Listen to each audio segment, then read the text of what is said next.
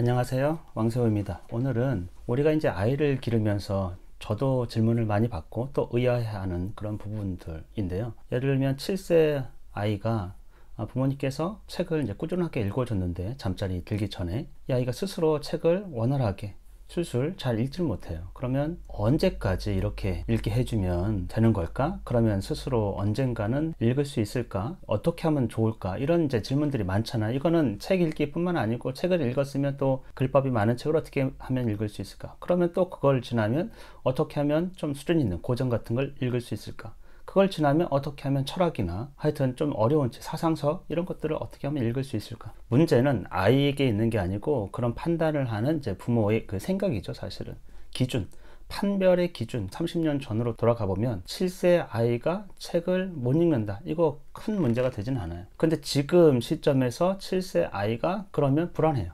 왜? 주변에서 다 읽고 있는 것 같거든요. 이 기준이라는 게 정해진 것이 아니고 그냥 사회로부터 그때그때 어떤 사회 또는 어떤 시절 이런 것에 따라서 자꾸 변동되는 것들이란 말이죠. 이게 한국이 아니고 외국에 있으면 또 다른 얘기입니다. 이게 이런 판단의 근거가 이게 옳으냐 아니면 그르냐, 그것이 어디서 왔느냐, 그리고 내가 무슨 생각을 하고 있느냐, 이런 것들을 반성적으로 스스로 되뇌면서 의미를 스스로 가질 수 있어야 돼요. 그럼 오랫동안이라는 그 기준은 또 무엇이냐 이것이죠. 그게 다 주관적이지 않습니까? 그 또 누구한테 들어가지고 이 정도면 굉장히 오래됐다 이렇게 판단했을 건데 스스로 자문을 해봐야 돼요. 저는 어린 아이에게 어렸을 때부터 잠자리에서 책을 읽어주고 이야기를 들려주는 건 아주 좋다고 생각해요. 목적을 위한 수단으로서 사용되면 별로 좋지 않습니다. 빨리 글을 깨우치게 하려고 일부러 읽기 독립을 빨리 시켜주려고 어렸을 때부터 책을 읽혀가지고 무슨 영재로 키운다, 이런 것들은 정말 잘못된 거예요. 그렇지 않고 즐거운 이야기를, 풍부한 이야기를 어머니 또 아버지의 목소리로 아이에게 들려주는 것이죠. 그러면 아이가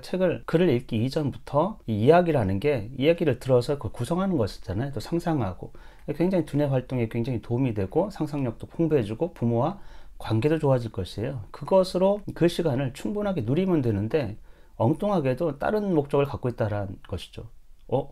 읽기 독립해야 되는데 이 정도 읽어줬으면, 그런 기준이 없어요. 왜? 아이는 다 다르거든요.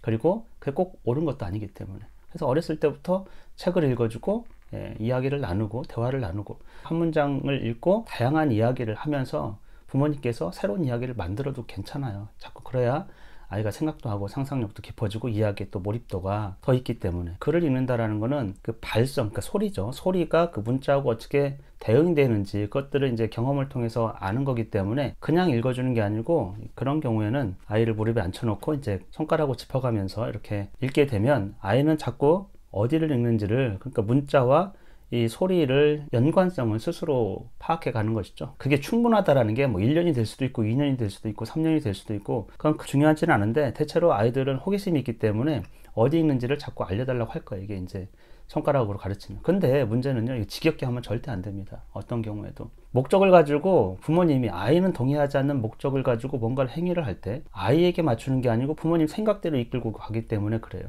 이렇게까지 해줬는데 왜 얘가 스스로 안 읽지? 이런 거 자체가 기준이 없어야 돼요.